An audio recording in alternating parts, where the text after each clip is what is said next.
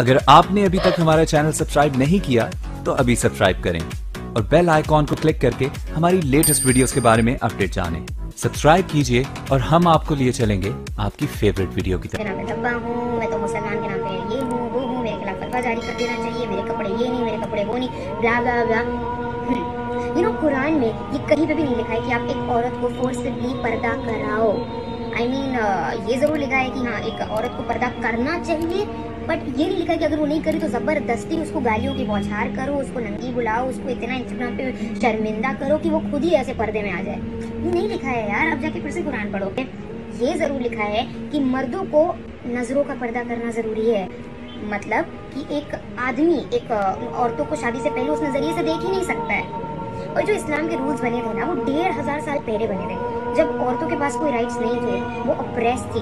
इस्लाम में 4 शादियां भी इसीलिए अलाउड हैं क्योंकि उस टाइम पे जब औरतों के पति मर जाते थे तो लोग उनका फ्री रेप कर लेते थे और उनके पास इतना राइट नहीं था कि वो जाके जस्टिस मांगे। तो एक औरत की मॉडेस्टी को प्रोटेक्ट करने के लिए 4 शादियां अलाउ की गई। कि मैं इस्लाम फॉलो भी नहीं करती हूँ, आई नो शिट, मुसलमान के नाम पे धब्बा। अरे but I don't believe in religions, I don't believe in religions, I am more like a spiritual person and that's my personal choice. और अल्लाह भी एक ही चीज़ कहते हैं कि जो भी चीज़ करो वो दिल से करो। अगर आप दिल से कुछ नहीं कर रहे हो, सिर्फ ऊपर जाने के लिए कर रहे हो, तो जो आप कर रहे हो ना 5 वक्त की नमाज या जो कुछ भी, आपको कभी जन्नत नसीब नहीं होगी। मतलब उससे बेटर है कि आप जाके किसी इंसान की हेल्प कर दो, किसी गरीब की हेल्प करो, किसी मजलूम आदमी की हेल्प करो और औरतों को उस नजरिए से देखना बंद करो, तब जाके फिर भी कुछ हो सकता है, तब आप एक सच्चे मुसलमान कहलाओगे। इस जवाब के पहले हम ये समझ ले कि तारीख में हम पढ़ेंगे खवातीन के साथ क्या सलूक किया गया है, वो हम जान ले, फिर हम जवाब पे आएंगे। अगर आप बेबीलोनियन की तारीख पढ़ेंगे, हिस्ट्री ऑफ बेबीलोनियन सिविलाइजेशन, उसमें यह लिखा है कि जब भी कोई मर्द कत्ल करता था उसको सजा मिलने के बदले उसकी बीवी को सजा मिलती थी। अगर आप ग्रीक सिविलाइजेशन पढ़ेंगे, उसमें एक खातून थी जिसका नाम था पेंडोरा, एक इमेजिनरी वुमेन थी पेंडोरा, जो ग्रीक लोग कहते थे उसके वजह से सारी मुश्किलात जो दुनिया में है वो इस खातून की वजह से, उनका एक तस्वुर था जो गलत था। और इस ग्रीक सिविलाइजेशन में खातून की इज्जत ही नहीं थी, वैश्यापना काफी कॉमन था, आम था। अगर आप रोमन सिविलाइजेशन पढ़ेंगे, उसके अंदर भी nudity and prostitution was very common, नंगापन और वैश्यापना बहुत आम था। खवातीन लोग सिर्फ मजे के लिए इस्तेमाल किए जाते थे और छोड़ दिए जाते थे। अगर आप इजिप्शियन सिविलाइजेशन पढ़ेंगे, उसमें खवातीन को यह कहा जाता था कि वो शैतान की एक निशानी है। अगर आप अरब सिविलाइजेशन पढ़ेंगे, कुरान नाज़िल होने के पहले अरबिस्तान में यह हाल था कि अक्सर जब कोई लड़की पैदा होती थी उसे जिंदा गाड़ दिया जाता। अल्हम्दुलिल्लाह सुम्मा अल्हम्दुलिल्लाह, कुरान नाज़िल होने के बाद ये जो गलत काम बंद हो गया। अफसोस की बात है कि अपने हिंदुस्तान में अब तक है। इस्लाम एक वो मजहब है और मोहम्मद सल्लल्लाहु अलैहि वसल्लम वो शख्स है जिनने खवातीन का औहदा ऊंचा किया। अल्हम्दुलिल्लाह, उन्हें हुकूक दिए, उन्हें राइट्स दिए, लेकिन उसके साथ ये भी दिखाया किस तरीके से हुकूक को कायम रखे, किस तरीके से उस औहदे को कायम रखे। एक होता है क्या कहना, क्या करना, और किस तरीके से कायम रखना वो भी बहुत जरूरी है। तो इस्लाम ने यह बताया कि जब अल्हम्दुलिल्लाह खवातीन को उठाया गया है और कुल्ली तौर पे, आम तौर पे मर्द और औरत इस्लाम में बराबर हैं। कुछ चीज में मर्द का दर्जा ऊंचा है, कुछ चीज में औरत का दर्जा ऊंचा है, लेकिन कुल्ली तौर पे दोनों बराबर हैं। तो जब इस्लाम ने, कुरान ने औरत का दर्जा उठाया, उन्हें यह भी चीज दिखाई किस तरीके से उस स्टेटस को बरकरार रखे, उस ओहदे को बरकरार रखे। और अक्सर लोग बात करते खवातीन के हिजाब के बारे में। अल्लाह सुब्हाना व तआला कुरान मजीद में पहले मर्द के हिजाब के बारे में जिक्र करते, फिर औरत के। अल्लाह ताला फरमाते सूरह नूर में, सूरह नंबर 24 आयत नंबर 30 में कि ए मोमिन मर्द, ए मोमिन, जब भी आप किसी खवातीन को देखेंगे तो नजर नीचे करो। उसका मतलब जब भी कोई मर्द खातून को देखता है और कुछ भी गलत ख्यालात उसके दिल में आते हैं, इमीडिएटली कुरान का हुक्म है कि नजर नीचे करो। एक वक्त एक मुसलमान एक लड़की को घूर के देख रहा था, तो मैंने उससे कहा, भाई साहब आप क्या कह रहे हैं, ये हराम है। तो उसने कहा कि हमारे मोहम्मद सल्लल्लाहु अलैहि वसल्लम ने कहा कि पहली नजर माफ है, दूसरी हराम है, मैंने अब तक आधी नजर भी पूरी नहीं किया। तो मोहम्मद सल्लल्लाहु अलैहि वसल्लम हदीस में फरमाते हैं कि पहली नजर माफ है, दूसरी हराम है। उसके मतलब ये नहीं कि आप 10 मिनट तक के लड़की को घूरते रहो बिना पल के झपकाए और कहेंगे कि नजर पूरी नहीं है। मोहम्मद सल्लल्लाहु अलैहि वसल्लम कहना यह था कि अगर आप अनजाने में कोई खातून को देख लेते हैं, लड़की को देख लेते हैं, तो जानबूझ के उसके तरफ फिर से मत देखो, उसके खूबसूरती को देखने के लिए जानबूझ के वापस से मत देखो।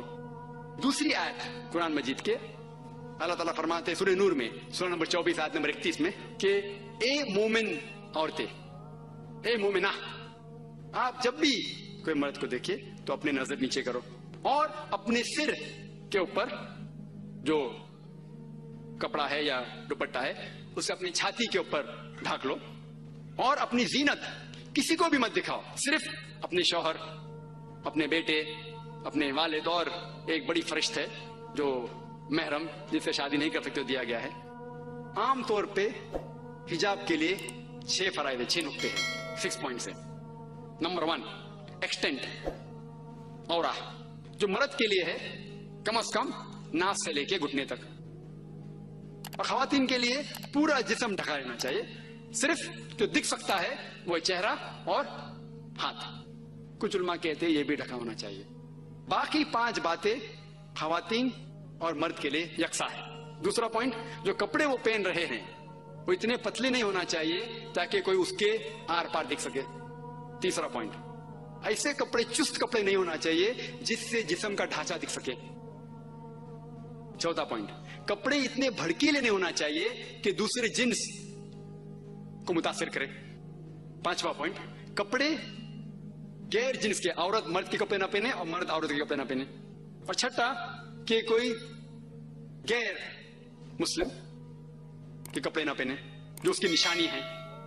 ये 6 पॉइंट है हिजाब के, 6 नुक्ते हैं, 6 फराइज है हिजाब के। और अल्लाह सुब्हानहू व तआला फरमाते सूरह अहज़ाब में, सूरह नंबर 33 आयत नंबर 59 में, या नबी कह दो अपने बेटियों से, अपने बीवियों से और मोमिना से, मोमिन खवातीन से, कि जब भी वो बाहर जाए तो जिलबाब पहने, अपने आप पे ओढ़ ले जिलबाब, ताकि लोग उन्हें पहचान सके और उन्हें परेशान न करे। People will not molest them, क्या लोग उन्हें पहचाने और उनकी इज्जत से न खेले। मिसाल के तौर पे अगर दिल्ली में, दिल्ली के सड़क पे मिसाल के तौर पे 2 जुड़वा बहन जो बहुत खूबसूरत है, हूबहू खूबसूरत है, बहुत खूबसूरत है, 2 जुड़वा बहन चल रहे हैं दिल्ली के सड़क पे। एक जुड़वा बहन पहने हुए इस्लामिक लिबास, पूरा जिस्म ढका हुआ है, सिर्फ चेहरा और हाथ दिख रहा है, और दूसरी बहन पहनी हुई मगरबी लिबास, मिनी स्कर्ट्स या शॉर्ट, मगरबी लिबास तो मिनी स्कर्ट्स या शॉर्ट्स जो तन को कम ढक रहा है और दिखा रहा है ज्यादा। और दोनों जुड़वा बहन अगर दिल्ली के सड़क कनॉट प्लेस अगर वहां चल रहे हैं और सड़क के कोने पे, किनारे पे एक लफंगा ठहरा हुआ है लड़की को छेड़ने के लिए, मेरा यह सवाल है कि वो लफंगा किसको छेड़ेगा? वो बहन को जो इस्लामिक लिबास पहनी हुई है, हिजाब पहनी हुई, क्या वो बहन जो मगरबी लिबास पहनी हुई है किसको छेड़ेगा? जो मगरबी लिबास पहना हुआ है। कुरान सही कहता है कि हिजाब खवातीन को महफूज रखता है और इज्जत बरकरार रखता है। और इसके बाद इस्लामी शरीयत ये कहती है कि अगर कोई आदमी किसी औरत का बलात्कार करता है, जबर ज़िना करता है, तो उसके लिए सजाए मौत, डेथ पेनल्टी। बहुत से गैर मुस्लिम कहेंगे सजाए मौत। आज की तारीख में 21वीं सदी में सजाए मौत, कितना बेदर्द दीन है ये इस्लाम, कितना नागवार दीन है। लेकिन मैं सवाल पूछा हूं हजारों गैर मुस्लिम से, अब भी पूछ रहा हूं कि मिसाल के तौर पे खुदा ना करे कोई आपकी मां या आपकी बहन का बलात्कार करता है और वो बलात्कार करने वाले को आपके सामने लाया जाता है और आपको जज बनाया जाता है, आप क्या सजा उसे देंगे? और 100% मुझे जवाब ये मिला कि सारे गैर मुस्लिम ने कहा कि हम उसे सजाए मौत देंगे। कुछ गैर मुस्लिम ने यह भी कहा कि हम उसे तड़पा तड़पा के मारेंगे। तो जब आपकी कोई वालदा या आपकी बहन का बलात्कार करता है, आपको उसे सजाए मौत देने का है, दूसरी किसी बहन का बलात्कार करता है, आपके सजाए मौत गलत है। ये डबल स्टैंडर्ड्स क्यों? जो लॉ होता है ये क्यों होना चाहिए? अगर आप जानते, आज जो लोग कहते हैं अमेरिका इतनी एडवांस्ड मुल्क है, लोग उसकी तरफ देखते हैं। आप जानते हैं वो एक मुल्क है जिसमें ज्यादा बलात्कार होते हैं। एक मुल्क है जो नंबर 1 पे नहीं है, लेकिन जो मैक्सिमम रेप जितने दुनिया में होते हैं उसमें से एक मुल्क है यूएसए। एफबीआई के स्टैटिस्टिक्स के हिसाब से 1991 के एफबीआई के स्टैटिस्टिक्स के मुताबिक उसमें लिखा गया है कि हर रोज अमेरिका में 1756 बलात्कार होते थे। 1996 के स्टैटिस्टिक्स के हिसाब से 1996 के स्टैटिस्टिक्स के हिसाब से US crime department of justice वो कहती है कि 1996 में हर रोज ऑन एवरेज हर रोज 2713 बलात्कार होते थे। 91 में 1756, 96 में 2713। अमेरिकन लोग और जरा ज्यादा बोल्ड हो गए और हिम्मत वाले हो गए। हर रोज 2713, यानी हर 32 सेकंड में एक बलात्कार होता है अमेरिका में आज की तारीख में।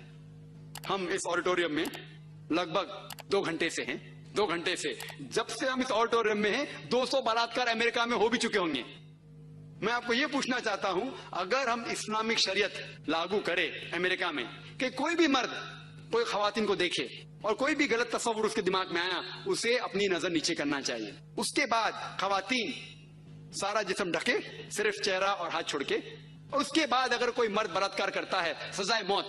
मैं ये पूछना चाहता हूं कि अमेरिका में बलात्कार की फीसद बढ़ेंगी, वही रहेंगी या घटेंगी? घटेंगी। आप इस्लामी शरिया लागू करो और इमीडिएटली आपको रिजल्ट्स मिलेंगे।